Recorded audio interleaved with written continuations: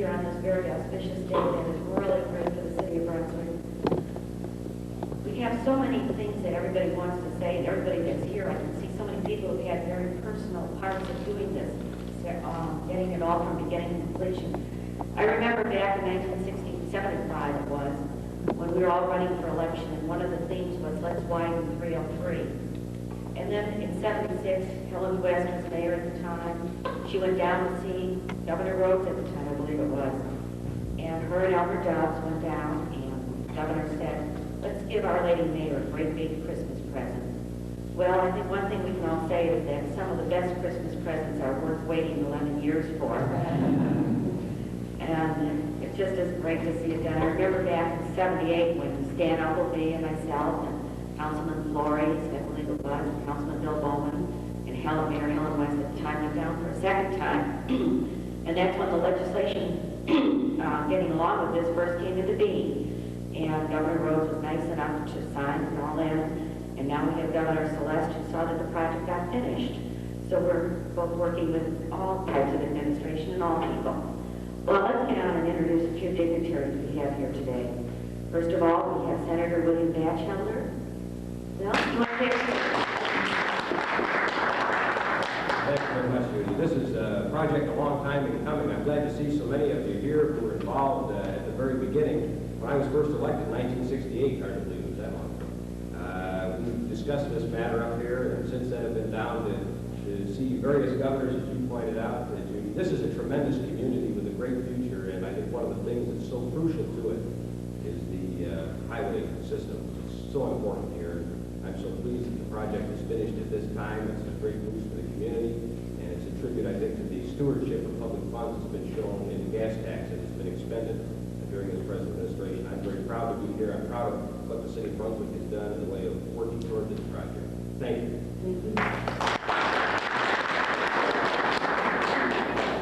With Senator Grace Drake.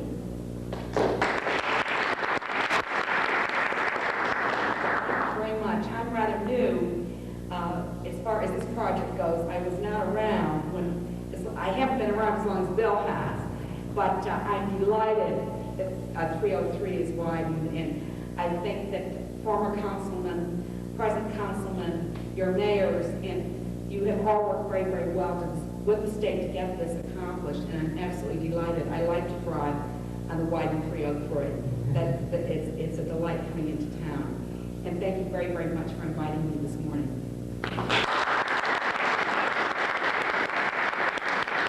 I think the privilege is ours to have both senators here.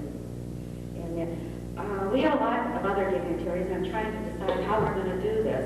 And I think we'll start with the councilmen who've been on here the longest who are here, because they were at the beginning of the project, and we'll work on to the new councilman who came in for the end of it. Because you can say sort of the alpha and omega has started and ended now. And Drew McClung, I guess he didn't make it today. He said he would be here. We have former Councilman John Adamski and his wife Millie.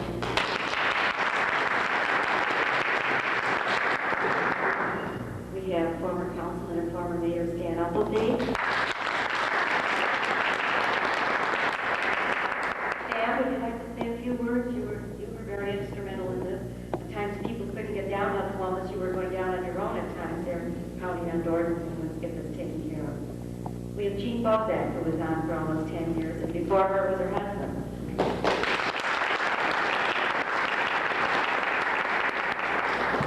We have former Councilman Ron Less, who was very instrumental in a lot of this also.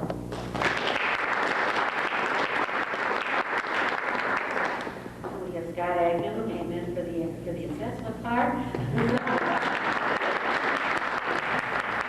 And George Starsky, Councilman, who was also into the assessment part. In some respects, they had a tough part to play in this too. Now let's get on to the people from ODOT. Very, very lucky to have them here. There's no way we can say thank you for pushing this, even though it took so long. I guess I keep pushing that theme that it took so long. We should be happy it's here. And we'll have Gary Prince from District Director, the Deputy Director from District 3, Gary.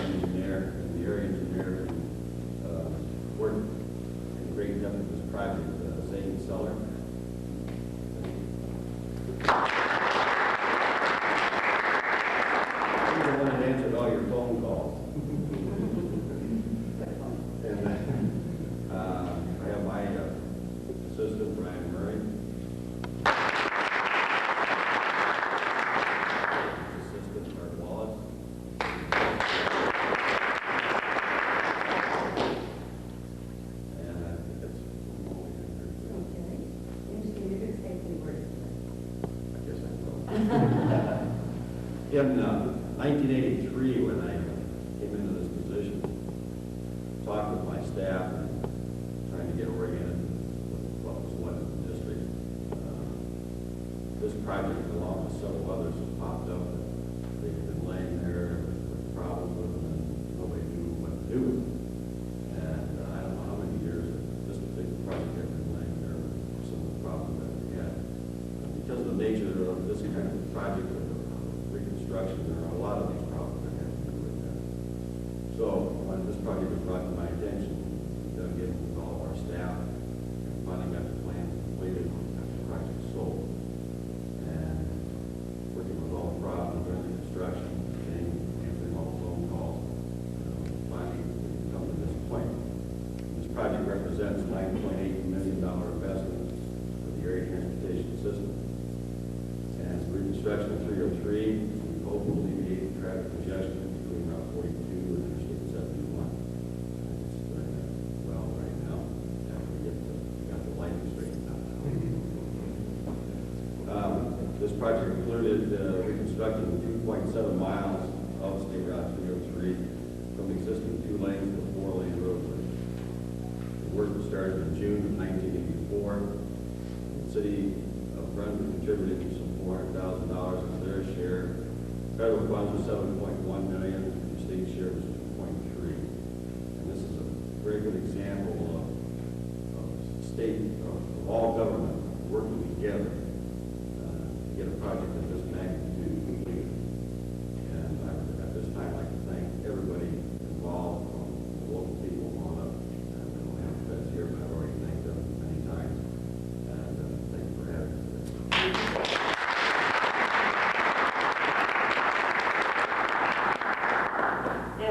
Save the best people for last, and I'd like to introduce Councilman Kathy Downack at large. She has the whole city to work with.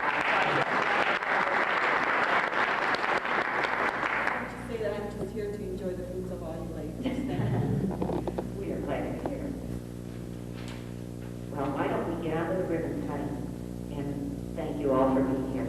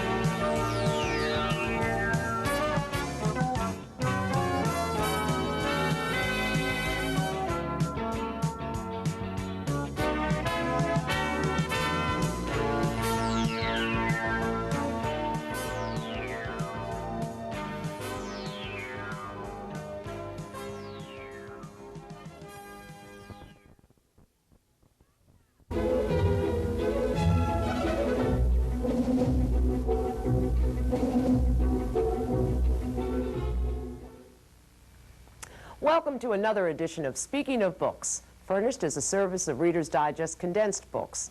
I'm Robin Bergstrom. The history of Texas spans more than 400 turbulent years, from the era of the first Spanish missionaries through such moments of tragedy and glory as the battles of the Alamo and San Jacinto. The Texas frontier has been a magnet to a special breed of indomitable men and women. Now, from one of America's most popular storytellers, comes James Michener's bestseller, Texas, a fascinating novel that combines fact and fiction to present the Lone Star State in all its many, sometimes startling dimensions. Texas is a lavishly illustrated selection in the current volume of Reader's Digest condensed books. I visited recently with James Michener at his residence in Texas's capital city of Austin, and we talked about the fascinating and occasionally perplexing state he calls home. It comes as a surprise to find out in your book that the United States at one point didn't want Texas to join the Union. Why was that? When Mexico wanted Texas, and Spain and France wanted Texas, and England wanted Texas. And they put terrible pressures on Texas to join one of those hegemonies or another. And the people of Texas felt they ought to go to the United States. But the United States didn't want them because it saw problems, primarily over slavery.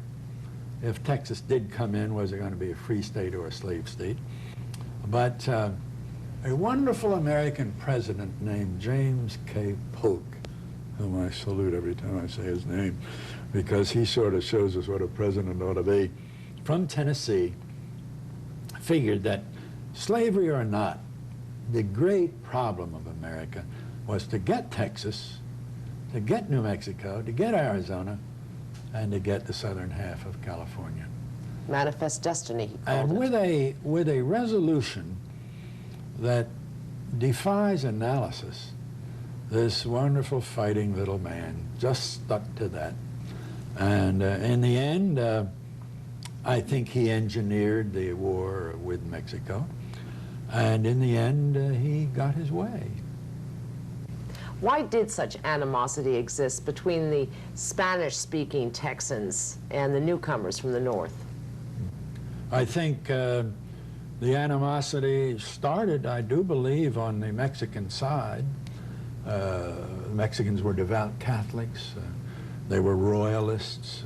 Here comes a swarm of guys like Bowie and Crockett and Bonham and the rest. They must have looked at him with disgust, felt that their whole world was in jeopardy. So the animosity was long-lasting.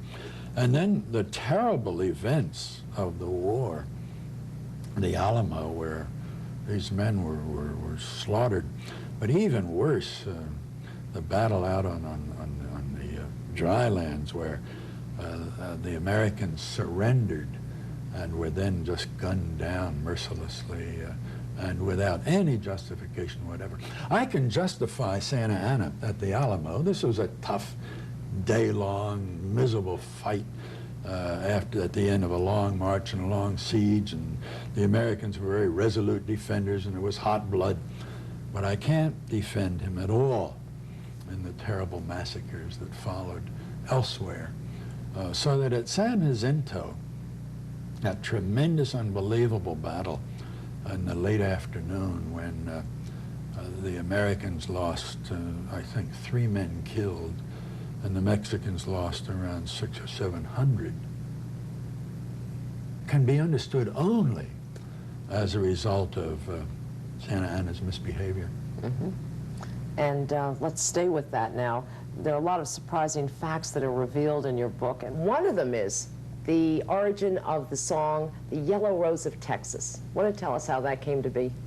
It is legend, and I believe it, that Santa Anna, who was a ladies' man from start to finish and had several wives and a score of mistresses, when he got to Texas, wanted some social diversion, and his men rousted out a very beautiful half-black, half-white woman who entertained Santa Anna, and I believe was entertaining him when the great battle started, so that Santa Anna was in a tent when he should have been on the front lines.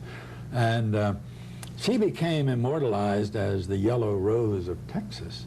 So when Texans sing very emotionally the Yellow Rose, which is a marvelous song, they're celebrating one of their troops who performed very valiantly on the day of battle. Now this is Robin Bergstrom saying goodbye for this edition of Speaking of Books. Hope you'll join us again soon for our next report on books you'll want to read and remember.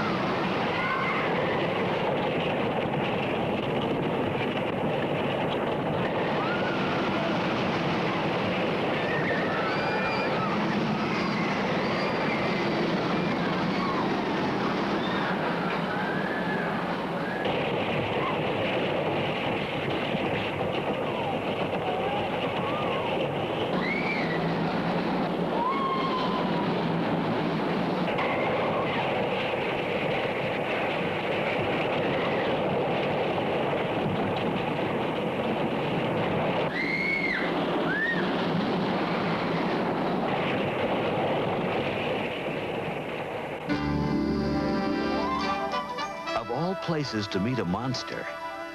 The Loch Ness Monster, of course. Where else but the Old Country? Busch Gardens at Williamsburg, Virginia. The Old Country, where you'll discover and enjoy literally hundreds of wooded and rolling acres of completely unique family entertainment. A different world, a different time, with music and magic and memories. So turn back the clock. Step back in time. Step into the Old Country. Busch Gardens at Williamsburg, Virginia. You begin your journey back in time at the Old Country in merry old England, with its Elizabethan charm and Tudor quaintness. Discover its distinctive and interesting shops.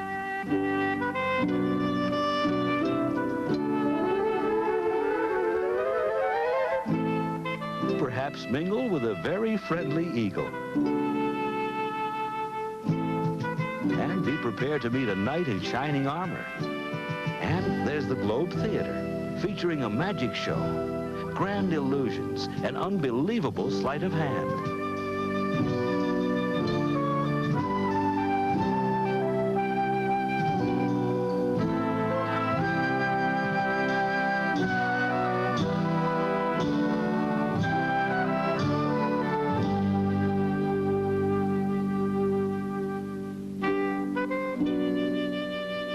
Naturally, just adjoining England is Scotland and Tweedside Station.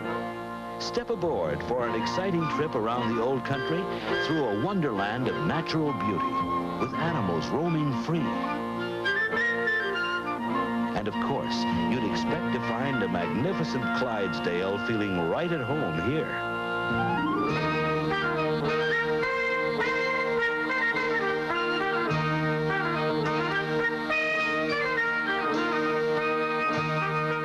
Scotland is also home to something far bigger than a Clydesdale, the Loch Ness Monster.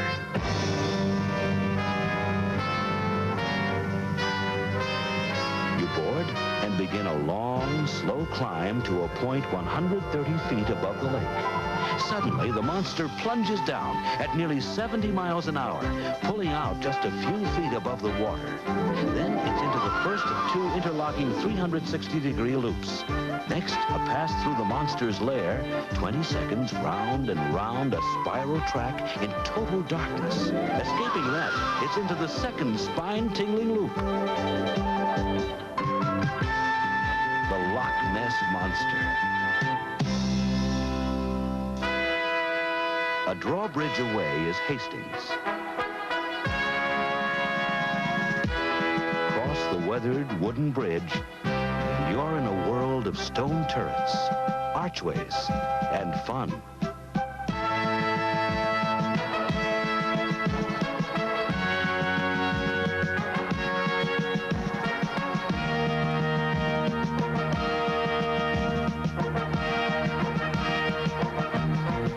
The Jester's Sport, the Battlements, Turvey Manor Funhouse, These are just a few of the attractions. There's even a gypsy wagon and the incredible bird circus with the smartest and most talented birds you've ever seen.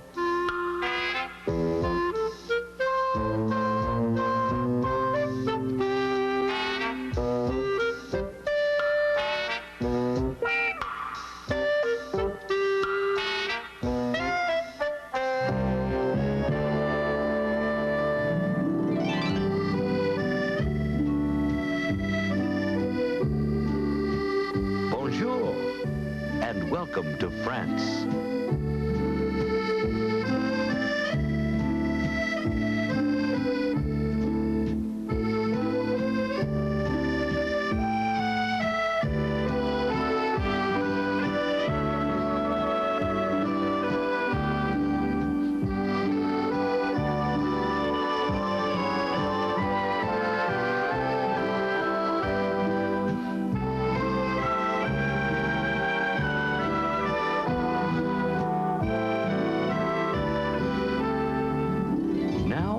For the daring, the adventuresome, the race car driver buried deep in all of us.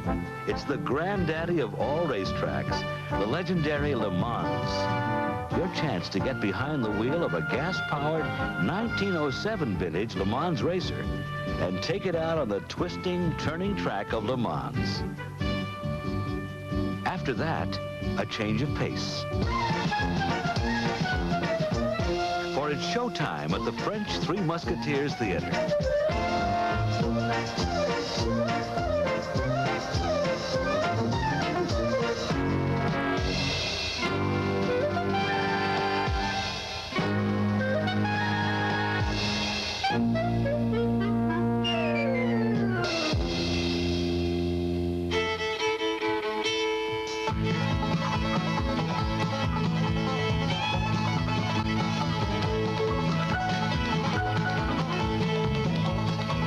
This is New France, a Canadian fur trapper's village.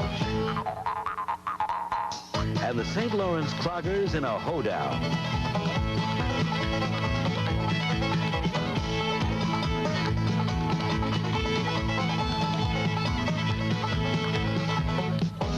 And a visit to New France would not be complete without a wild, wet, and woolly ride on Le Scoot, the exciting log flume.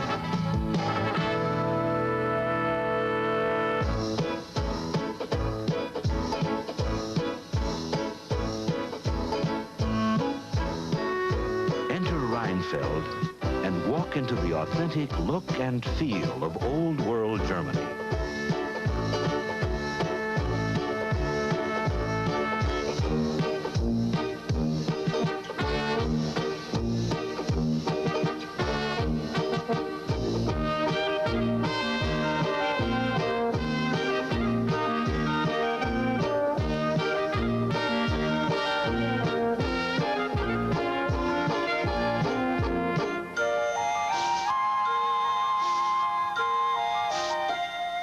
Time to slow the tempo down a little.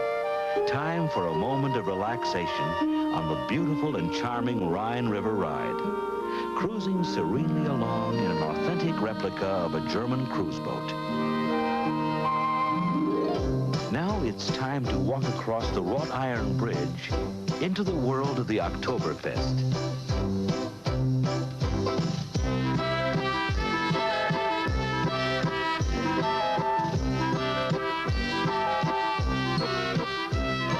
Straight from old Munich area of rides, games of skill, and Das Festhaus.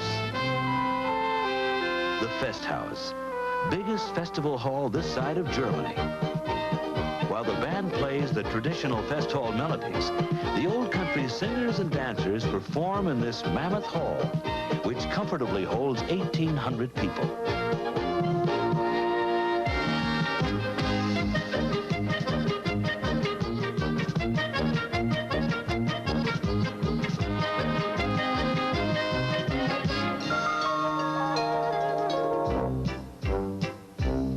Festhaus and soon discover that the rides of Oktoberfest offer something for everyone.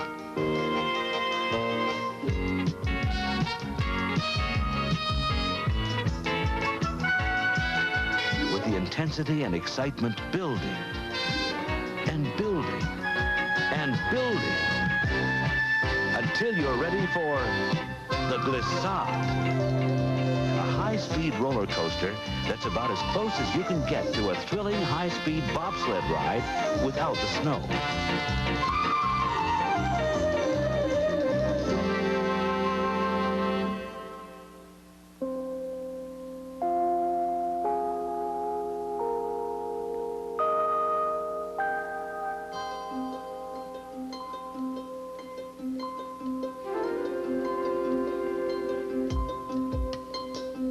The magic and excitement of the old country doesn't end when the sun goes down. The pace may be a little more relaxed, but the entertainment and fun continue.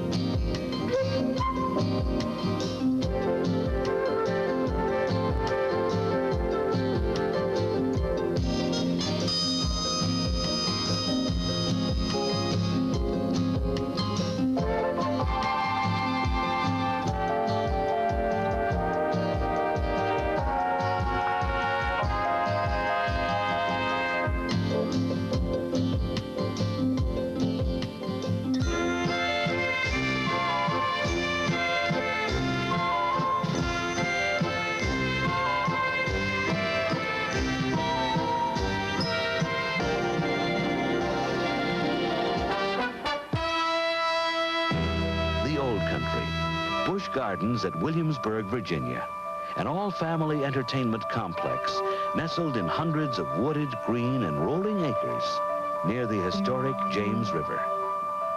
The old country is based on authentic 17th and 18th century Europe. Extensive and painstaking research went into the faithful design and construction and flavor of England, France, Germany, Scotland, Hastings, and a French-Canadian trapper's village. Authenticity is the word.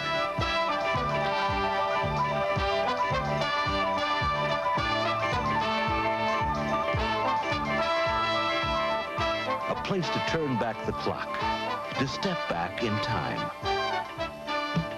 Visit the old country, Busch Gardens at Williamsburg, Virginia, and you've stepped back into the 17th and 18th centuries. A different world, unique and fascinating.